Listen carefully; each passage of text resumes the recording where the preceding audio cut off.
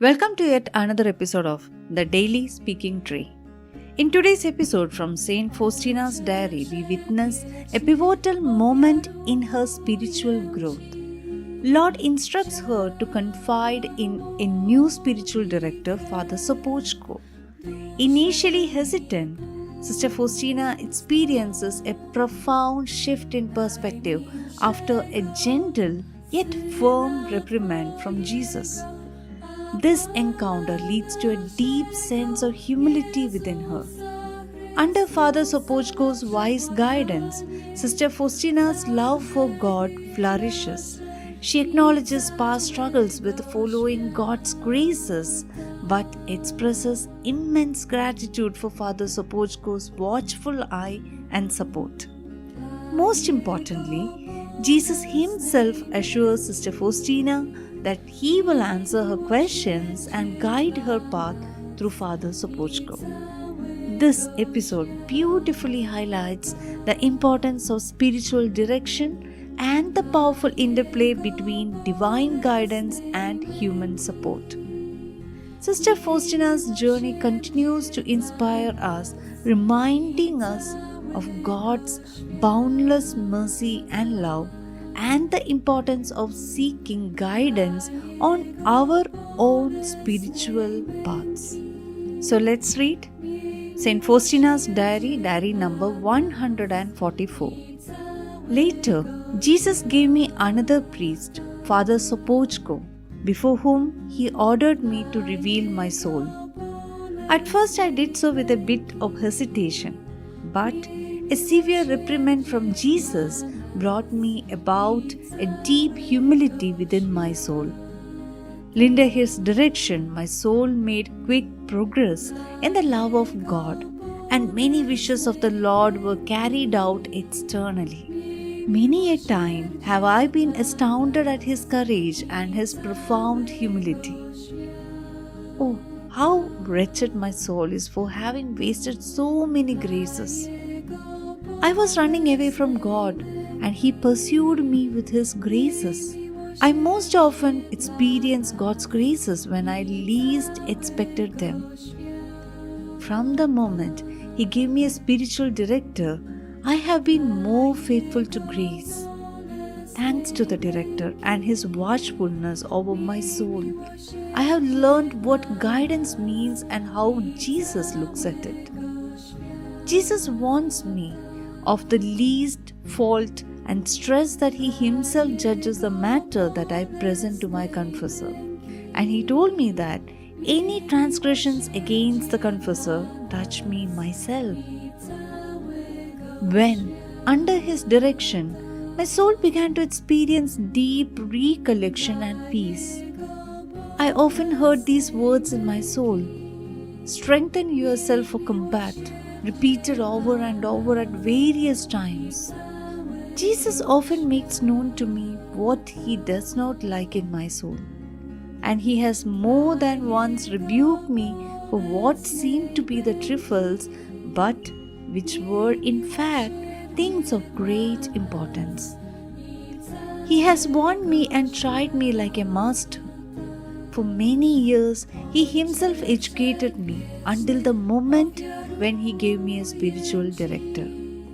Previously, he himself had made clear to me what I did not understand, but now he tells me to ask my confessor about everything and often says, I will answer you through his mouth. Be at peace. It has never happened to me that I have received an answer which was contrary to what the Lord wanted of me when I presented it to the spiritual director, Father Sopocko. It sometimes happened that Jesus first asked certain things of me about which no one knows anything, and then, when I kneel at the confessional, my confessor gives me the same order. However, this is infrequent.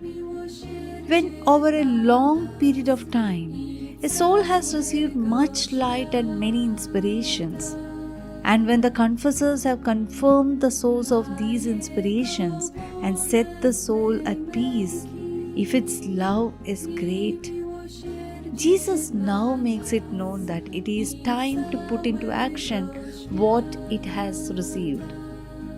The soul recognizes that God is counting on it, and this knowledge fortifies it. It knows that to be faithful, it will often have to face various difficulties, but it trusts in God, and thanks to this trust, it reaches that point to which God is calling it. Difficulties do not terrify it. They are its daily bread, as it were. They do not frighten or terrify the soul, just as a warrior who is constantly in battle is not terrified by the roar of the cannon. Far from being frightened, it listens to determine from which side the enemy is launching its attack in order to defeat him. It does nothing blindly, but examines and ponders everything deeply and not counting on itself. It prays fervently and asks advice of other warriors who are experienced and wise.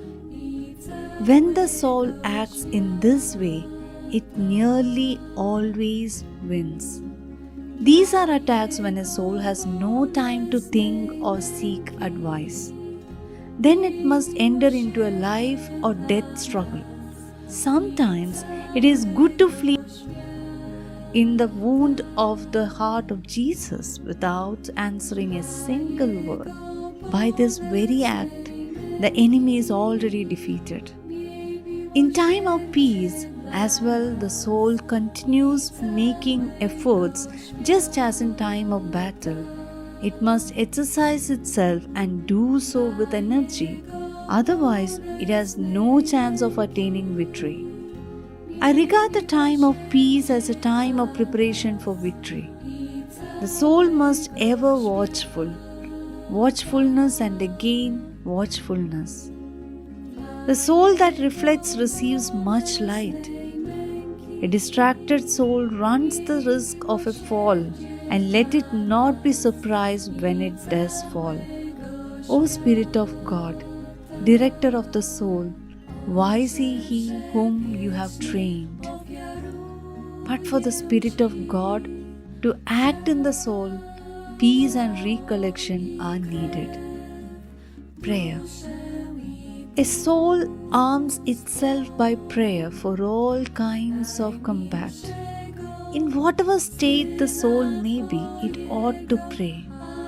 A soul which is pure and beautiful must pray, or else it will lose its beauty.